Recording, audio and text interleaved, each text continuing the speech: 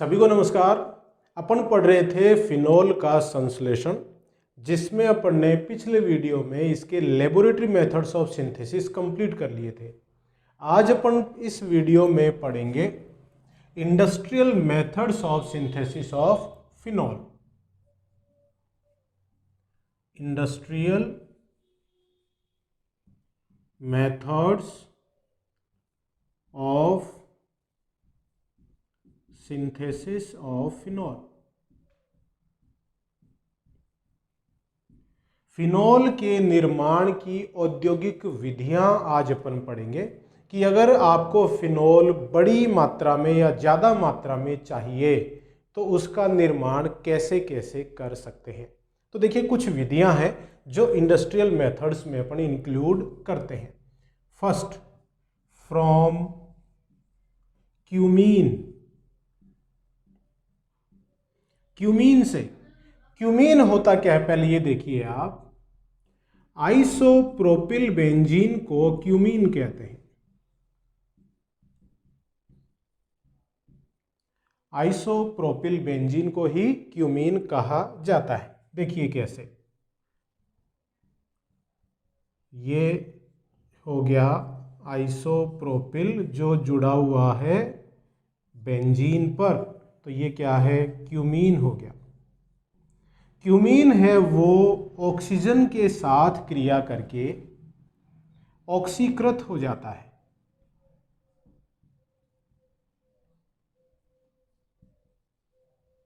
इस तरह से इस कार्बन और हाइड्रोजन के बीच में देखिए ये ऑक्सीजन का अणु आ गया OO, और ये बाकी भाग तो पहले वाला है ही, तो ये हो गया क्यूमीन हाइड्रोपेरोक्साइड। Cumene hydroperoxide.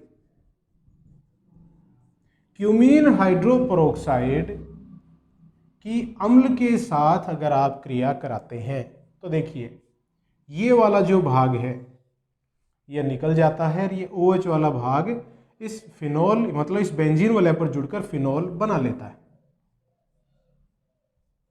तो बेंजीन वाले पर क्या जुड़ गया, OH plus CH3 C double bond O CH3, ये एसीटोन वाला भाग निकल गया और जो आपको चाहिए फिनोल वो प्राप्त हो गया। ये है एसीटोन। अब देखिए फिनोल के निर्माण की ये जो विधि है क्यूमीन से आपने बनाया है, इसमें जो सह उत्पाद के रूप में प्राप्त होने वाला पदार्थ है एसीटोन, वो भी बहुत इंपॉर्टेंट है। तो एसीटोन भी कार्बनिक केमिस्ट्री, ऑर्गेनिक केमिस्ट्री में बहुत इंपॉर्टेंट यौगिक है। तो देखिए फिनोल के साथ में एसीटोन भी प्राप्त हो गया। तो एसीटोन के निर्माण की विधियां जब अपन आगे कार्बोनिल कंपाउंड्स में पढ़ेंगे, कीटोन्स में पढ़ेंगे, तो ये विधि उसमें वापिस पढ़ी जाएगी, क्योंकि इससे एसीटोन का निर्माण हो रहा है क्यूमीन से। तो इस प्रकार से क्यूमीन से आप फिनोल बना सकते हैं। दूसरा देखिएगा, from middle oil fraction of petrol.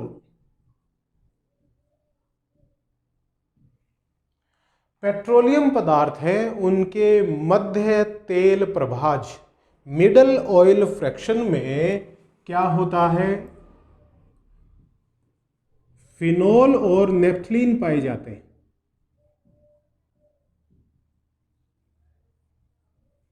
जो पेट्रोलियम पदार्थ हैं उनके मध्य तेल प्रभाज में फिनोल और नेफ्थलीन पाए जाते हैं। इन फिनोल और नेफ्थलीन को प्रभाजी आसवन विधि के द्वारा, फ्रैक्शनल डिस्टिलेशन मेथड के द्वारा बाकी अन्य पदार्थों से पृथक कर लिया जाता है। अब फिनोल को पृथक कैसे करें, तो जो मध्य प्रभाज है उसकी क्रिया सबसे पहले अपन कराते हैं सोडियम हाइड्रोक्साइड के साथ। तो देखिए क्या बनेगा, उसमें मध्य प्रभाज में फिनोल तो है ही, और आपने क्रिया किससे करा दी, सोडियम हाइड्रोक्साइड के साथ। तो फिनोल चूंकि अम्लीय है और सोडियम हाइड्रोक्साइड क्षारीय प्रकृति का है, तो फिनोल में से यहाँ से H प्लस और सोडियम हाइड्रोक्साइड में यहाँ से OH माइनस मिलके H2 के रूप में निकल जाएंगे और बनेगा सोडियम फिनोक्साइड। सोडियम फिनोक्साइड है ये अविलय लवण के रूप में अवक्षेप के रूप में प्राप्त हो जाएगा। इसे पृथक कर लिया जाता है। Sodium phenoxide. अब इसे पृथक कर लिया, लेकिन अब इसको वापस फिनॉल में परिवर्तित कैसे करें? तो इसके जलीय विलयन में, मतलब इसमें जलीय विलयन में क्या प्रवाहित करें आप? कार्बन डाइऑक्साइड गैस को प्रवाहित करें। तो सोडियम फिनॉक्साइड के 2 अणु काम में आएंगे और यहाँ फिनॉल के 2 अणु बन जाएंगे, 2 अणु प्लस Na2CO3 सोडियम कार्बोनेट प्राप्त होता है। तो यहाँ पे देखिए सोडियम फिनॉक्साइड है, उसके 2 अणु काम में आएंगे, 2, तो Na2CO3 ये निकल जाएगा और फिनॉल प्राप्त हो जाता है।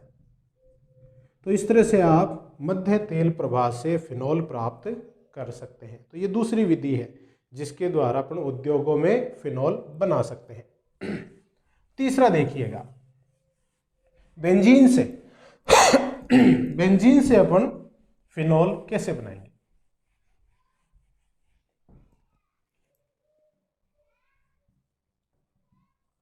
फ्रॉम बेंजीन, बेंजीन के डायरेक्ट ऑक्सीडेशन के द्वारा भी फिनॉल का निर्माण किया जा सकता है। कैसे? देखिएगा,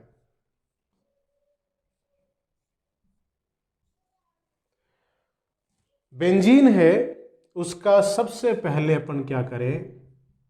HCl प्लस हाफ O2 की क्रिया CuCl2 या FeCl3 की उपस्थिति में कराते हैं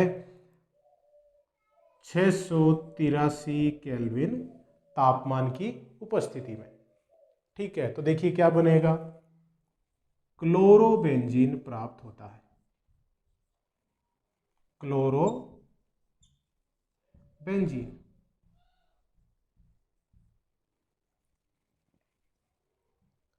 HCl, देखिए यहां से H, एक H ये H2O के रूप में निकल गए और ये जो Cl है इस पे जुड़ गया, क्लोरोबेंजीन प्राप्त हो गया। अब ये जो क्लोरोबेंजीन है,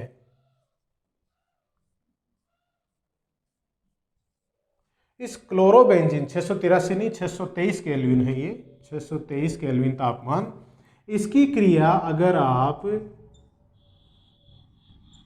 सिलिका की उपस्थिति में जल वाष्प के साथ कराते हैं और तापमान है 723 केल्विन तापमान, तो क्या होगा? फिनॉल प्राप्त हो जाएगा।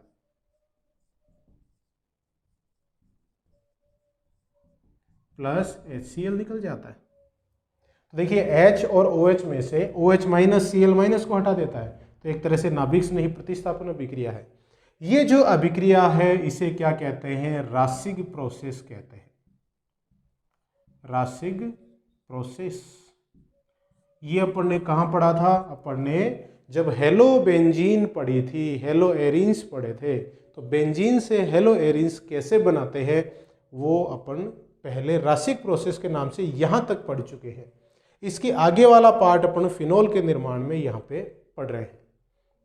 ठीक है, अब यहाँ देखिएगा आपने क्या किया है, जो क्लोरोबेंजीन है 723 केल्विन तापमान पर सिलिका की उपस्थिति में जल वाष्प के साथ क्रिया कराएंगे तो फिनॉल प्राप्त हुआ है। इसी पद को, मतलब यहां पर जो सिलिका है और ये वाला जो भाग है, ये वाला भाग, ये अपन परिवर्तित भी कर सकते हैं। तो इसमें देखिए चौथे प्रकार की अभिक्रिया है, वो क्या है? डाउ प्रोसेस। ये भी वैसे अपन पढ़ चुके हैं। कहाँ? अपन ने पढ़ा था क्लोरोबेंजीन या हेलोबेंजीन है, वो एल्किल हैलाइड की तुलना में नाभिक स्नेही प्रतिस्थापन अभिक्रियाएं कम देते हैं। तो वो अपने कारण भी देखे थे और उसमें ये उदाहरण भी देखा था। डाउ प्रक्रम एक नाभिक स्नेही प्रतिस्थापन अभिक्रिया का उदाहरण है। किसके लिए? हेलो एरिन्स के लिए। तो डाउ प्रक्रम में और रेसिक प्रोसेस में देखिए थोड़ा सा अंतर है। यहाँ जो क्लोरोबेंजीन है उसकी क्रिया किससे करवा रहे हैं? NaOH के साथ करवा रहे हैं, वही CuCl2 की उपस्थिति में 623 केल्विन तापमान, 320 वायुमंडलीय दाब की उपस्थिति में, तो फिनॉल प्राप्त होता है। ये एक नाभिक स्नेही प्रतिस्थापन अभिक्रिया का एग्जाम्पल है। नाभिक ने ही प्रतिस्थापन अभिक्रिया एग्जाम्पल देखिए Na+ और Cl- निकल जाएगा और इस कार्बन पे OH- जुड़ के फिनोल का निर्माण कर लेता है। तो जो क्लोरोबेंजीन है उससे आप इस तरह से फिनोल बना सकते हैं। इस अभिक्रिया का नाम क्या है? डाउ प्रोसेस। और ये वाला क्या था? ये वाला भाग रासिक प्रोसेस कहलाता है। तो इस तरह से भी आप औद्योगिक स्तर पे फिनोल बना सकते हैं। पांचवा देखिए, बेंजीन के डायरेक्ट ऑक्सीडेशन से भी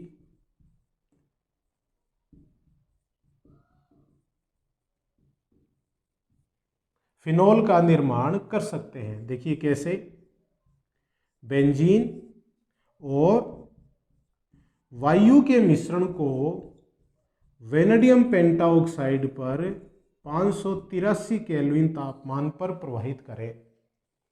बेंजीन है और वायु का मिश्रण है, तापमान कितना है? 583 केल्विन तापमान है। और इस मिश्रण को अपन कहाँ प्रवाहित कर रहे हैं? वेनेडियम पेंटाऑक्साइड उत्प्रेरक पर प्रवाहित कर रहे हैं, तो फिनोल प्राप्त होता है। तो ये भी एक औद्योगिक विधि है। बेंजीन से अपन इस तरह से बना सकते हैं। तो बेंजीन के डायरेक्ट ऑक्सीडेशन से भी वेनेडियम पेंटाऑक्साइड प्राप्त किया फिनोल प्राप्त किया जा सकता है।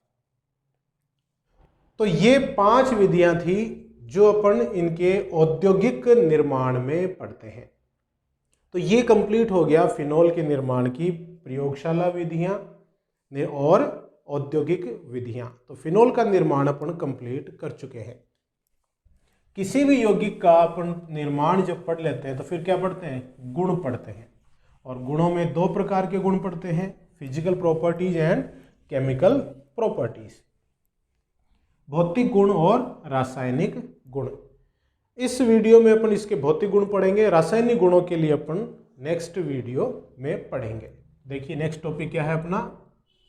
Physical properties of phenol. Phenol के भौतिक गुण। फर्स्ट, ये रंगहीन,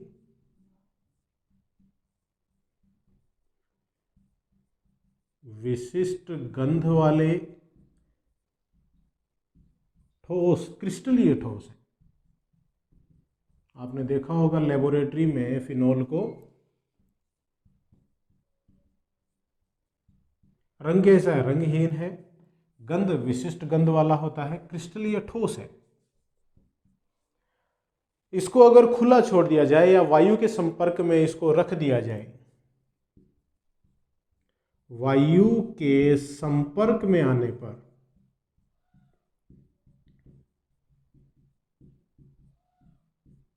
ये गुलाबी रंग का हो जाता है।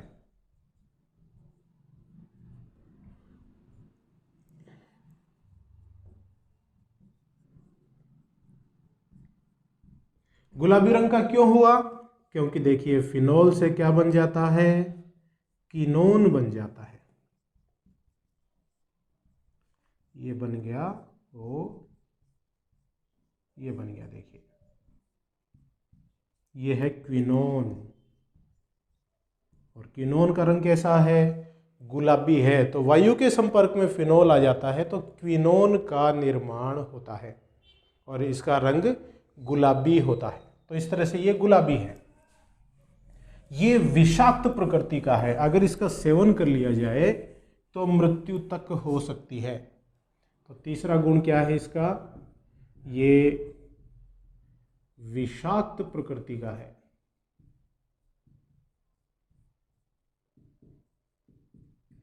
टॉक्सिक नेचर का होता है, ये पॉइजनस होता है, टॉक्सिक नेचर का होता है। ये जल में विलय है।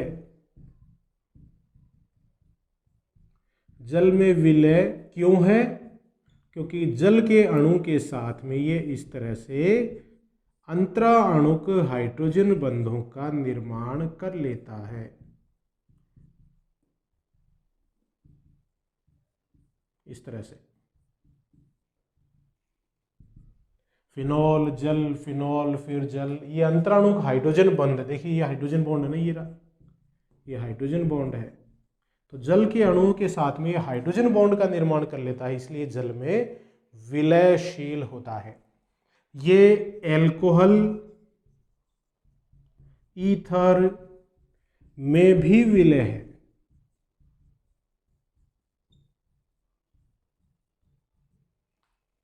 ईथर में, एल्कोहल में भी ये आसानी से घुल जाता है। नेक्स्ट गुण देखिएगा इसका उपयोग पुत्तिरोधी के रूप में करते हैं। पुत्तिरोधी व कीटनाशी,